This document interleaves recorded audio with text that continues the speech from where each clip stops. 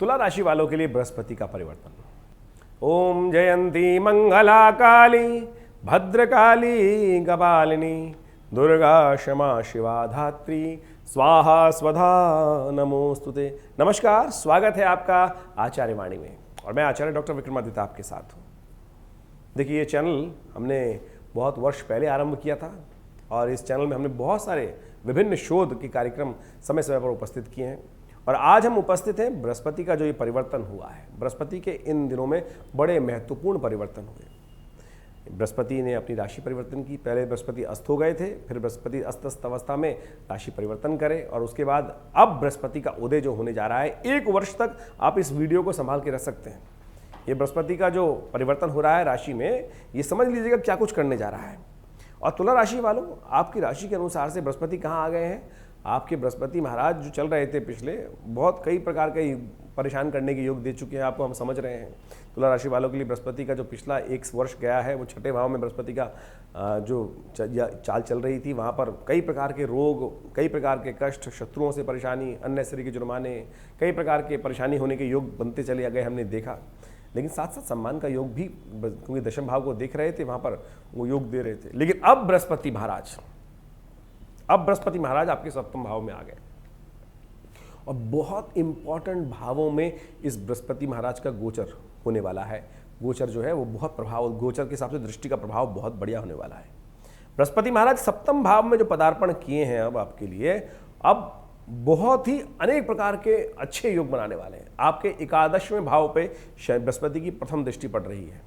11वां भाव सिंह राशि का है और 11वें भाव पे बृहस्पति की दृष्टि है। लाभ का भाव माना जाता है और साथ साथ लाभ के साथ साथ आय, इनकम का भाव माना जाता है।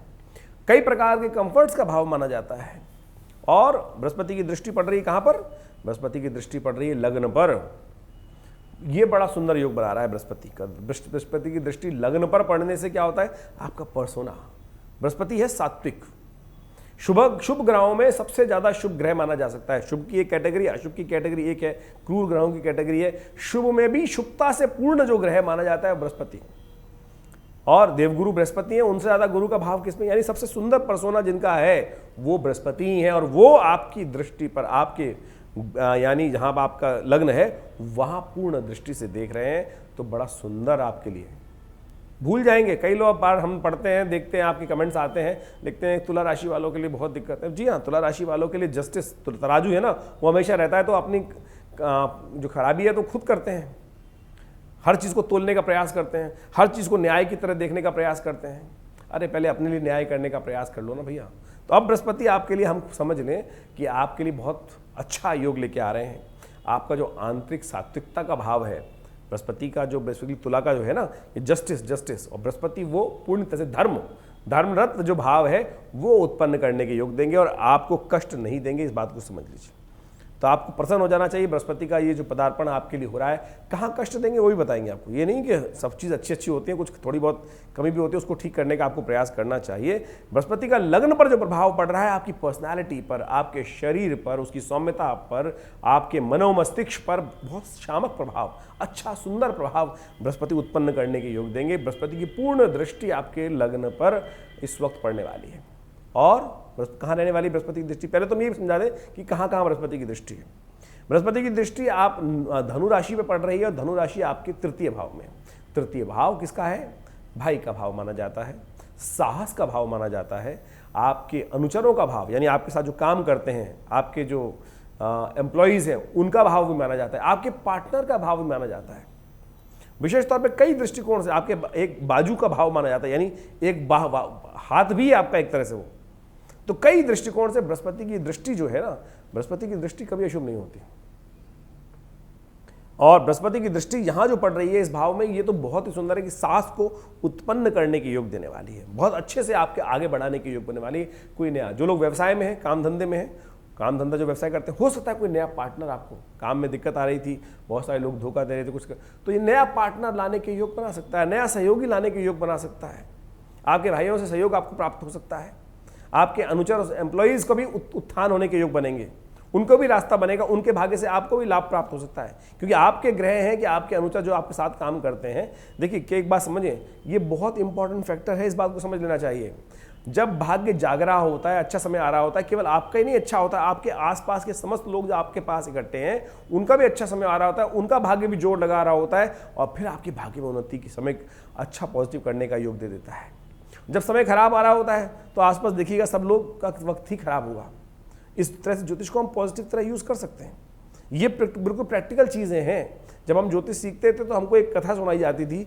एक बात को हम वहाँ यहाँ पे समझ लीजिए कि एक ज्योतिषी जी महाराज एक बार एक ट्रैवल कर रहे थे किसी रेलगाड़ी से, और ये जब हम बचपन में जब ज्योतिष पढ़ते थे तो ये कथा बहुत चीज़ दिमाग को ठीक करने के लिए, ज्योतिष का लाभ समझिए। आमतौर पर पुराने ज़माने में पंडित जी चलते थे, हाथ में झूला, और उनके शरीर से दिखाई देता था, भंगिमा से दिखाई देता था कि ये बिल्कुल विद्वान पंडित हैं। पंडित जी, जब पंडित जी सामने दिखाई देते हैं तो सबका मन ले जाता है, पंडित जी हमारा भी हाथ देख लो, हमारा भी देख लो, भविष्य बताओ। जिस रेल डब्बे में बैठे थे वो कहा जाता है कि वो सबका हाथ देख रहे थे।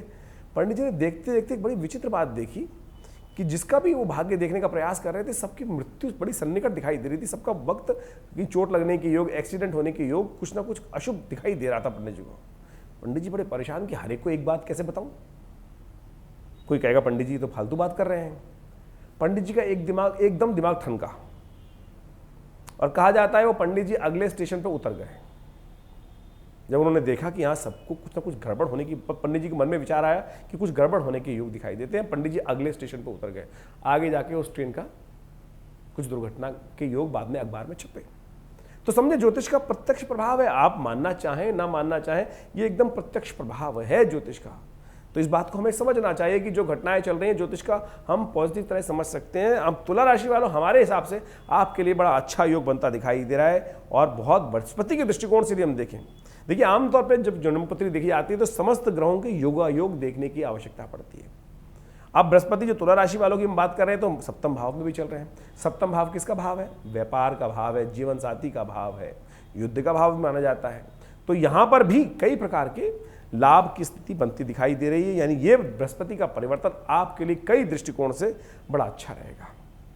अब सम्मान समझ लीजिए कि थोड़ा सा नुकसान होने के योग कैसे बनते हैं। बृहस्पति का इस वक्त जो योगा योग चल रहा है वो चल रहा है राहु के साथ। गुरु चांडाल योग व्याप्त है आपकी राशि के अनुसार से सप्तम भाव में।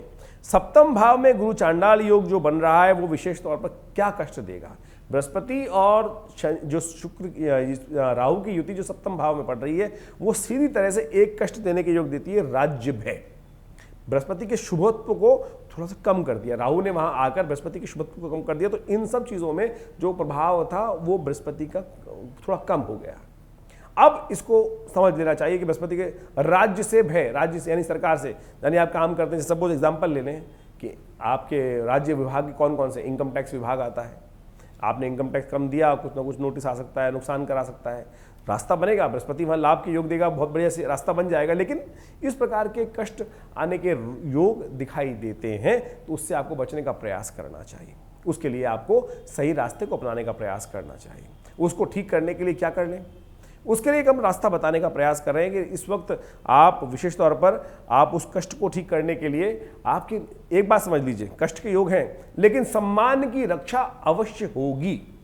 सम्मान भी प्राप्त करने के योग ये बृहस्पति आपको बना रहा है, क्योंकि बृहस्पति यहां सामने बैठकर जिस प्रकार से लग्न को देख रहा है तो एक सुंदर, मान लीजिए जब भी बृहस्पति, एक सिद्धांत समझ लीजिए कि जब भी बृहस्पति लग्न को देखेगा, किसी भी प्रकार की लग्न राशि को देखेगा या लग्न को देखेगा तो वो हमेशा उस व्यक्ति के सम्मान की रक्षा करेगा ही।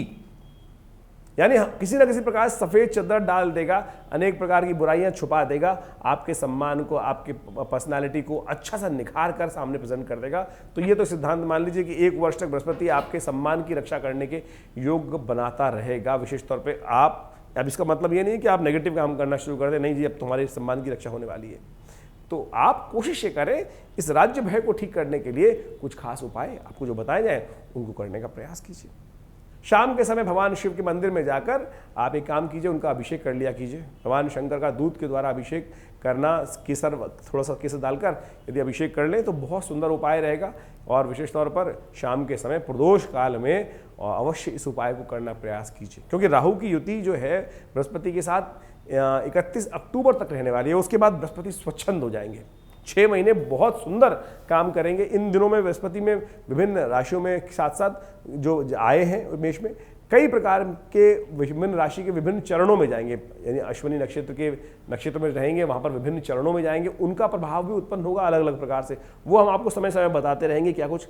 लेकिन आप इस वक्त बृहस्पति के पूर्ण लाभ लेने के लिए एक बृहस्पति का और खास तौर पर नोट कर लीजिए, क्या बृहस्पति कर सकता है। ऐसे में बृहस्पति का जहां योग जो आपके सप्तम भाव में बन रहा है, वो विशेष तौर पर नजले संबंधित, साइनोसाइटिस संबंधित, दमे संबंधित, श्वास संबंधित रोगों को उत्पन्न करने के योग दे सकता है। इसलिए अपनी इम्यूनिटी को स्ट्रांग करने का आपको प्रयास करना चाहिए। जुकाम आपको काफी ज्यादा परेशान कर सकता है, तो इसलिए प्राकृतिक तरीके जितने हैं उन सबको आप करने का प्रयास कीजिए, उससे आपको ठीक लाभ मिल सकता है। ये लिंग मुद्रा है, ये इम्यूनिटी को स्ट्रांग करेगी, साथ साथ नज़ले जुकाम को भी ठीक करेगी, कंजेशन को ठीक करेगी, साइनोसाइटिस में ठीक करने का प्रयास करेगी। ये अद्भुत मुद्राओं का संसार है, हमारा विशेष शोध है इन मुद्राओं के ऊपर। तो ये लिंग मुद्रा का अभ्यास आप कर सकते हैं। दोनों उंगलियों को इस प्रकार से जोड़ने के बाद ये अंगुष्ठ को यहाँ जोड़ देने से ये लिंग मुद्रा बन जाती है। और साथ साथ इम्यूनिटी को स्ट्रांग करने के लिए ये प्राण मुद्रा का अभ्यास कर सकते हैं। लास्ट की दोनों उंगलियों को अंगुष्ठ के साथ जोड़ देने से ये प्राण मुद्रा बन जाती है। इम्यूनिटी को देखिए, जुकाम नज़ला आपको तभी परेशान करेगा कि आपकी इम्यूनिटी वीक हो जाती है, तो इस इम्यूनिटी को स्ट्रांग करने के लिए इस मुद्रा का भी अभ्यास करिए। देखिए आपको लाभ प्राप्त होगा, आपके कष्टों को दूर करने में योग बनेगा। एक काम और करें, बृहस्पति का पूर्ण लाभ लेने के लिए अपने माथे पर नित्य प्रति हल्दी का थोड़ा टीका लगाने का प्रयास कीजिए। ये कुछ उपाय हमने आपको समझाने का प्रयास किया है। आशा करते हैं आपका बृहस्पति का परिवर्तन जो हो रहा है बहुत सुंदर रहेगा, आपके लिए लाभ के योग बनाएगा। ये अवश्य लाभ के योग देगा, आगे बढ़ने के योग बनेगा। इन सब चीज़ों का आप लाभ ले सकते हैं। और कोई खास आपको परेशानी लग रही हो, कोई विचार, हमारे से कई बार होता है कि हमने विचार दिया आपको नहीं सजेशन होता, तो आप रविवार को आके हमारे आश्रम पे हमसे मिल सकते हैं। नंबर्स आपके सामने स्क्रीन पर हैं, आप उन स्क्रीन पे जो नंबर्स चल रहे हैं व्हाट्सएप के, उन पर अपने प्रश्नों को डाल सकते हैं। हम अपने आश्रम की तरफ से व्यवस्था करेंगे कि आपको जवाब दिए जाएँ। इसके बाद भी रविवार को विशेष कार्यक्रम दिल्ली में हमारे आश्रम पर होता है और हमारे यहाँ नित्य 8 घंटे यज्ञ रहता है हर रोज़। पिछले करीब 40 साल से हमारे पिता आचार्य श्री केशव देव जी महाराज ने एक व्यवस्था बनाई विवेकानंद योगाश्रम दिल्ली में कि भारतीय संस्कृति यज्ञ प्रधान संस्कृति है। और आज हो गया है कि सनातन धर्मी ही यज्ञ को भूल गए हैं, जिससे हमारे संसार में, हमारे यज्ञ में, संस्कृति में यज्ञ से ही सृष्टि आरंभ होती थी। और अंतिम आहुति, पूर्ण आहुति जो की जाती है, अंतिम आहुति जो दी जाती है, वो ही मानी जीवन जन्म से लेकर मृत्यु पर्यंत यज्ञ रहता है। हम यज्ञ को भूलते चले जा रहे हैं। तो हमारे आश्रम पे आज भी नित्य 8 घंटे यज्ञ होता है। रविवार को आप उस समस्त मनोकामना सिद्धि महायज्ञ में भाग ले सकते हैं। सुबह 8 बजे से लेकर करीब 10:30 बजे तक वो कार्यक्रम रहता है।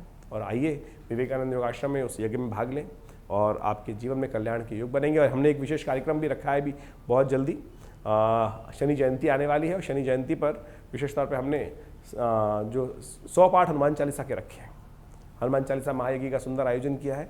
आप उसमें भाग ले सकते हैं, कल्याण के योग बनेंगे। आप सबका कल्याण हो। धन्यवाद, नमस्कार।